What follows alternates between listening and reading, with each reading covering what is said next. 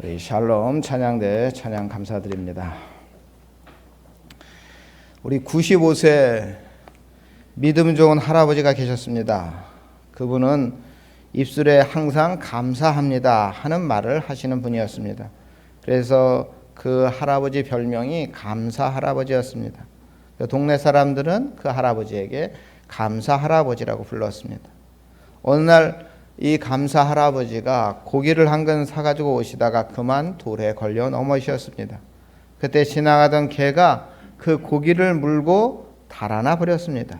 할아버지는 물끄러미 그 개를 보고 있다가 하나님 감사합니다 이렇게 말했습니다. 그때 마침 그 모습을 보던 중학생이 이렇게 말했습니다. 할아버지 뭐가 감사해요? 돌에 걸려 넘어졌고 비싸게 돈 주고 산 고기도 빼앗겼는데 도대체 뭐가 감사하단 거예요? 라고 물었습니다. 그때 할아버지가 이렇게 말합니다.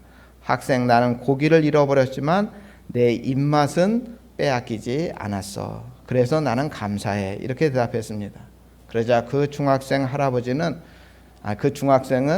그 할아버지가 야, 치매도 단단히 걸렸구나 이렇게 생각을 하면서 집에 갔다 그럽니다.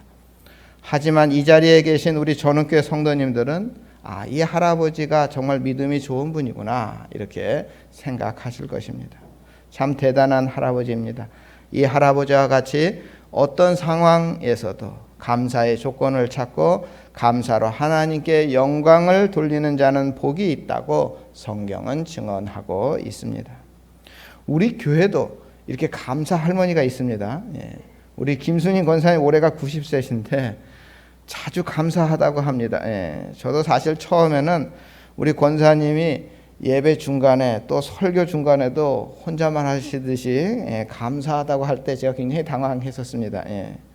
우리 이희연 집사님이 92세고 우리 김수님 권사님이 우리 90세신데 그래서 조금 상황 인식을 못 하실 때도 있지만 그래도 건강하게 매주 교회에 나와서 예배를 드리고 또 계단을 오르실 때 아이고 힘들어 이렇게 하지 않으시고 감사합니다 하면서 계단을 오르세요. 그 모습을 보면서 참 감사한 일이라고 제가 생각을 또 한번 했습니다. 이 땅에는 항상 원망과 불평이 습관화된 사람들이 많습니다. 어떤 마을에 한쪽에는 온천 뜨거운 물이 솟구쳐 오르고 또 바로 옆에는 차가운 물이 함께 솟구쳐 오르는 그런 신기한 곳이 있었습니다. 그러니까 한쪽은 온천이고 한쪽은 냉천이 막 솟구쳐 오릅니다. 한쪽에서는 부글부글 뜨거운 물이 오르고요. 다른 옆에서는 차가운 물이 올라왔습니다. 동네 여인들은 빨랫감을 가지고 뜨거운 물로는 빨래를 삶고 그리고 나서 바로 옆에 찬물로 헹구어서 집에 갔습니다. 그 모습을 본 어떤 관광객이 가이드에게 이렇게 물었습니다. 참 여기 마을 사람들은 찬물과 더운 물을 마음대로 쓸 수 있어서 참 좋겠습니다. 아마 이 마을 사람들은 항상 하나님께 감사하는 마음을 가지고 살 것 같습니다. 이렇게 말을 하자 가이드가 이렇게 대답했습니다. 천만에요. 이 마을 사람들은 불평이 더 많습니다. 더운 물과 찬물이 나오는 것은 좋은데 왜 빨래비누나 세제는 안 나오는지 불평이 많다 그럽니다. 감사 할아버지처럼 감사할 수 없는 상황에서 감사하는 사람이 있고 왜 세제는 나오지 않냐고 하며 감사할 수밖에 없는 상황에서도 불평하는 사람이 있습니다. 여러분들 잘 아는 우리 송명희 시인은 뇌성마비, 혼자서는 거동할 수 없는 중증 뇌성마비 장애인입니다. 그런데 이 시인은 비록 건강하지 못하고 또 지식이 얼마 없어도 하나님의 은혜에 감사하며 하나님을 찬양하는 수많은 찬양시를 지었습니다. 그 중에 범사에 감사하라 하는 시가 있습니다. 제가 잠깐 읽어드리겠습니다. 감사절에만 감사하는 자여 범사에 감사하라. 고난 주간에만 주의 고난을 기억하는 자여 주 죽으심을 언제나 기억하라. 위급할 때만 기도하는 자여 쉬지 말고 기도하라. 기쁠 때만 기뻐하는 자여 항상 기뻐하라. 오늘 우리의 신앙을 돌아보게 하는 그러한 시입니다. 우리 성도님들의 감사의 모습은 어떻습니까? 감사절에만 감사하는 것은 아닌지요? 아니, 감사절조차도 진정한 감사를 올려드리지 못하고 있는 것은 아닌가? 여러분들 한번 돌아보시기 바랍니다. 말세가 되면 감사가 점점 사라질 거라고 성경은 지적하고 있습니다. 감사를 잃어버린 삶, 그것은 가장 불행한 삶의 모습입니다. 오늘은 한 해의 절반 6개월간 우리를 지켜주시고 하나님의 은혜를 베풀어 주신 것에 대해서 감사하며 드리는 맥주 감사 주일입니다. 이스라엘 백성들은 애굽에서 430년 동안이나 노예 생활을 했습니다. 하나님의 은혜로 구원을 받아서 430년 만에 출애굽을 할 수 있었습니다. 그리고 모세의 인도를 받아서 애굽에서 탈출해 나온 이스라엘 백성들은 시내산 광야에 도착했습니다. 그때 하나님께서 모세를 시내산 위로 부르셔서 십계명 그 돌판을 주셨습니다. 이때 하나님께서 이스라엘 백성들에게 지켜야 할 3대 명절을 말씀해 주셨습니다. 그 3대 명절이 유월절과 맥추절과 장막절입니다.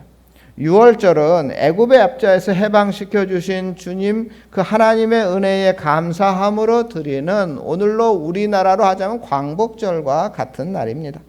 수장절은 1년 동안 하나님께서 모든 곡식을 거두어 드리고 모든 열매를 주셨음에 감사하는 날인데, 이거를 성경에서는 수장절이라고도 하고 초막절이라고도 합니다. 오늘 우리는 뭐라 그럽니까? 추수감사절이라고 합니다. 그리고 유월절과 수장절 사이에 하나님은 맥추절을 지키라고 명하십니다. 맥추절은 유월절이 지난 후에 7주가 지난 다음에 7주가 지난 뒤에가 맥추절이기 때문에 77에 49, 그래서 77절이라고도 하고, 또 50일째 되는 날 지킨다 해서 오순절이라고도 합니다. 그러니까 맥추절, 오순절, 77절 이게 다 같은 말입니다. 맥추절은 밀과 보리 농사를 지어 첫 열매를 거둔 후에 감사함으로 드리는 절기입니다.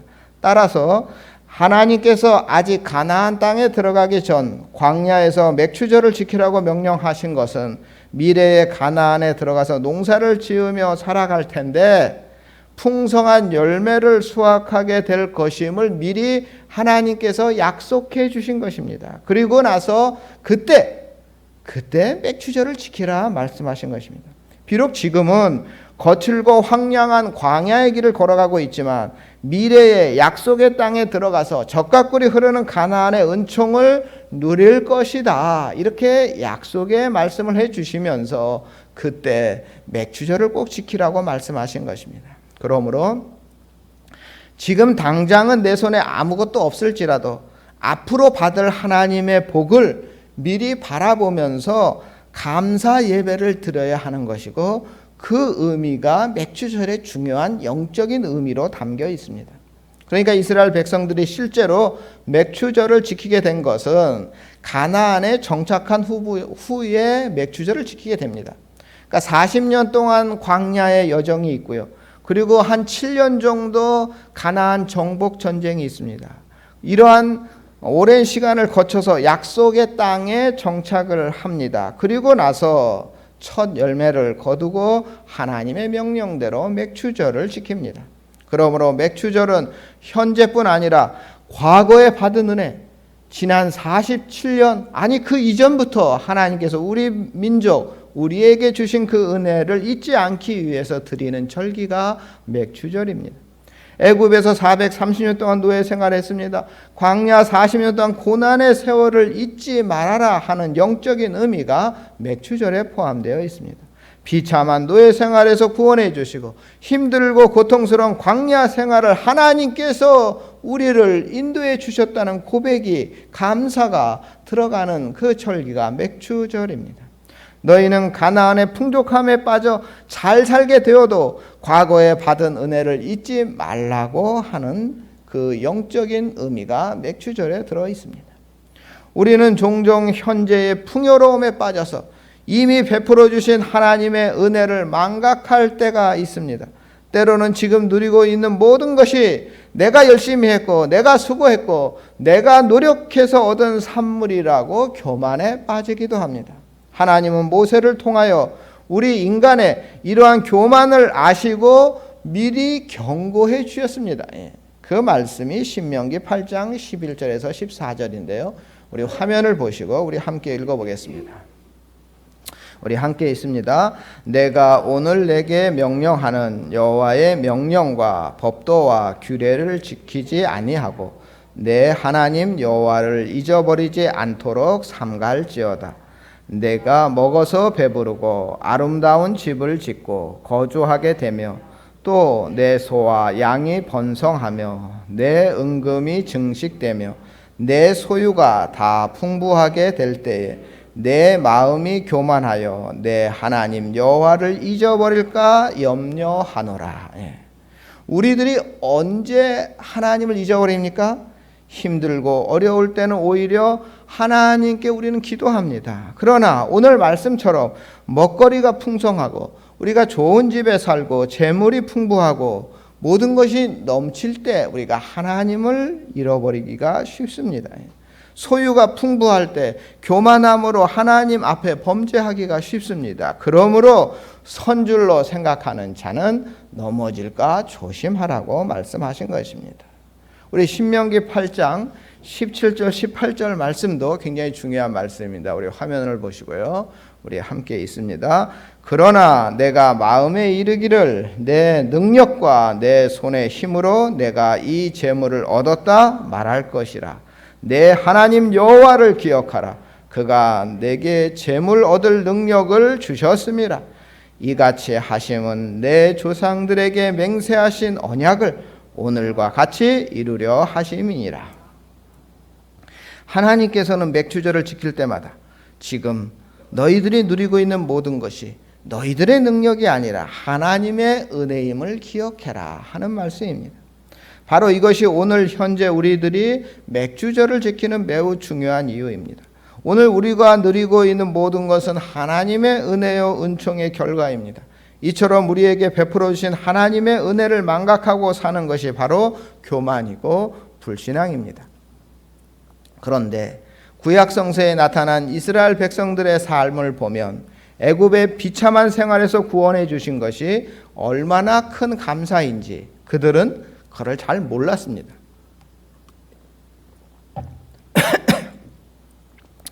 그들은 그 은혜가 얼마나 큰지 잘 몰랐습니다. 그래서 이스라엘 백성들은 광야길에 들어서자마자 원망과 불평을 늘어놓기 시작했습니다. 왜 우리를 애굽에서 고기 국물이라도 먹으며 살게 놔두지? 왜 이렇게 광야로 끌고 와서 우리를 고생시키느냐? 왜 우리를 원망시키느냐?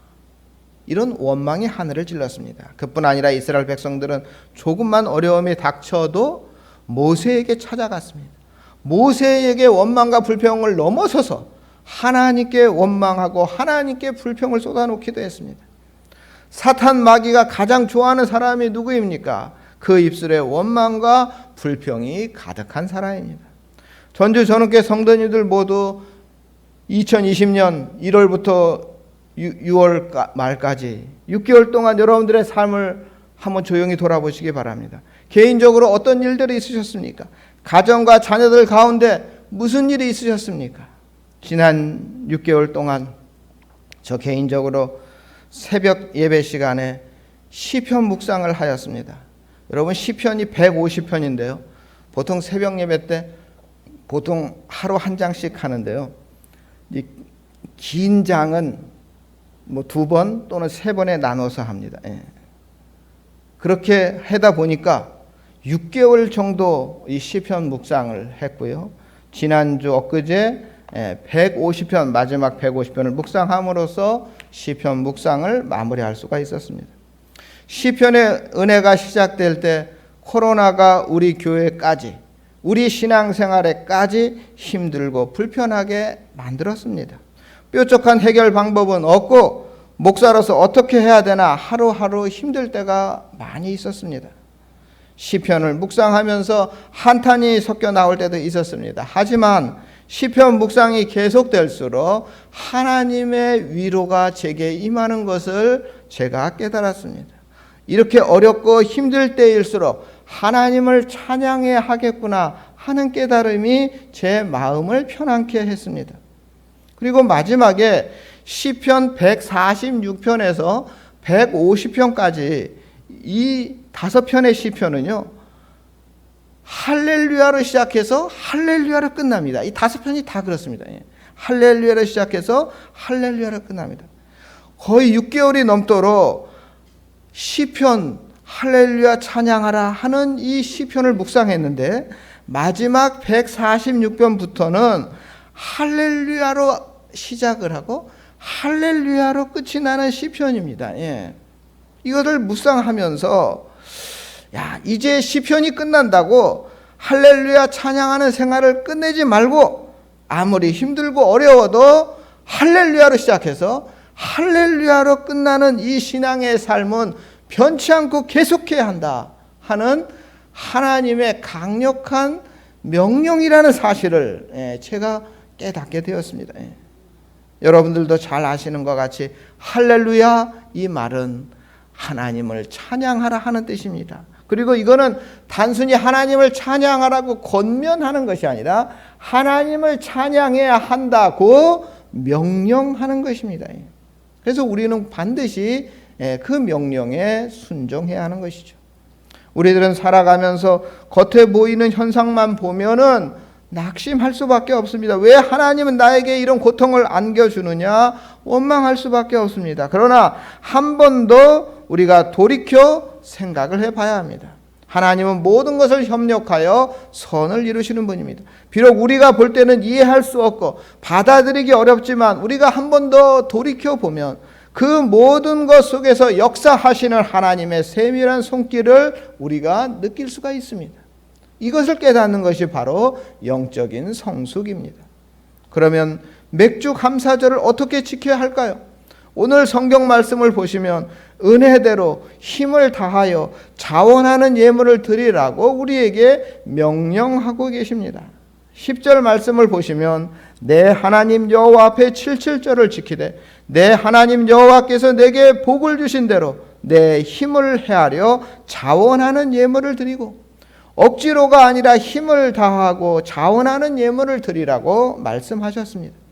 이스라엘 백성들은 광야 40년 동안에는 하나님이 주신 것을 먹으며 살았지만 가나안에 들어가서는 직접 농사를 지어서 수확한 열매를 먹어야 했습니다.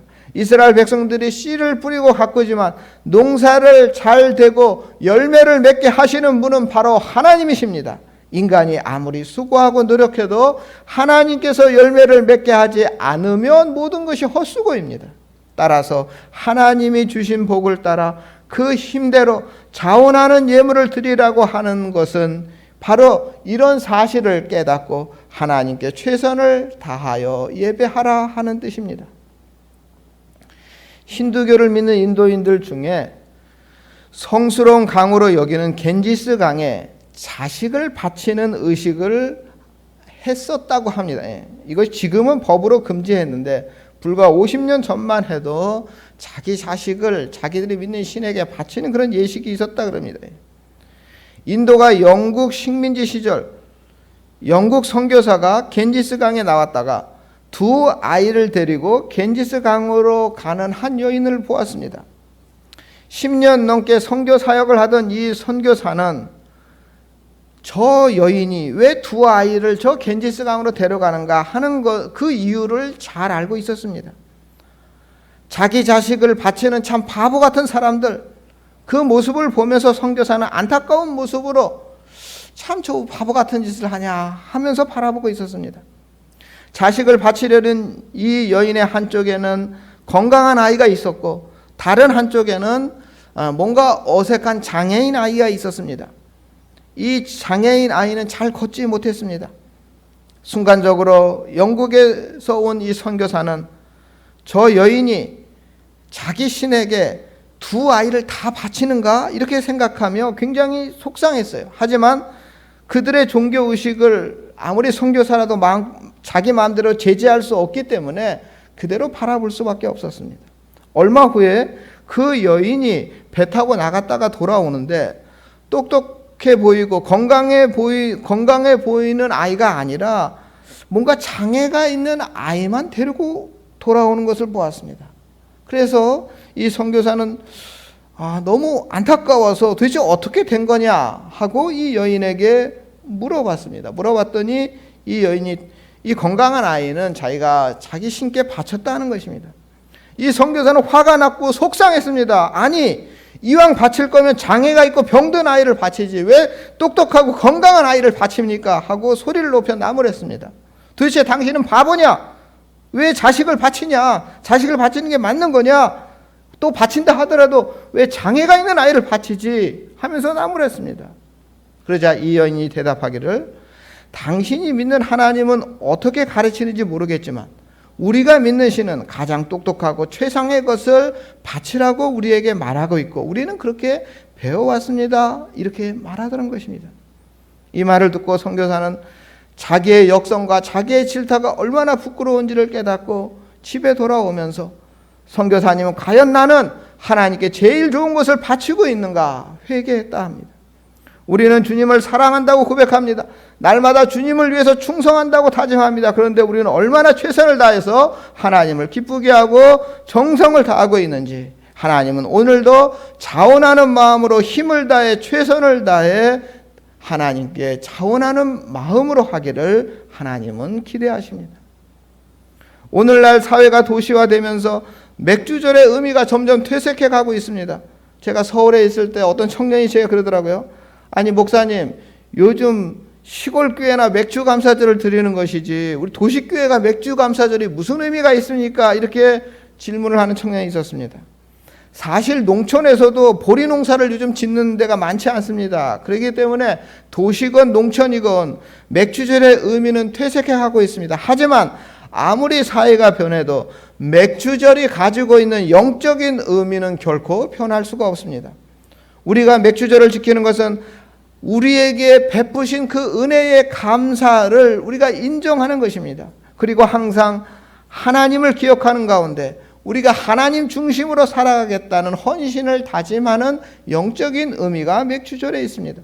더구나 하나님은 맥주절인 오순절에 성령을 보내주셔서 우리가 교회, 신약의 교회가 탄생하게 한 그 의미 있는 날이 바로 맥주절이기도 합니다.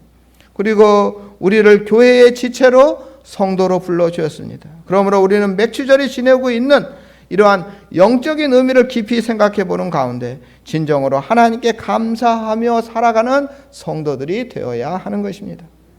성경은 범사에 감사하라고 말합니다. 범사에 감사하라. 이는 그리스도 예수 안에서 너희를 향하신 하나님의 뜻이니라.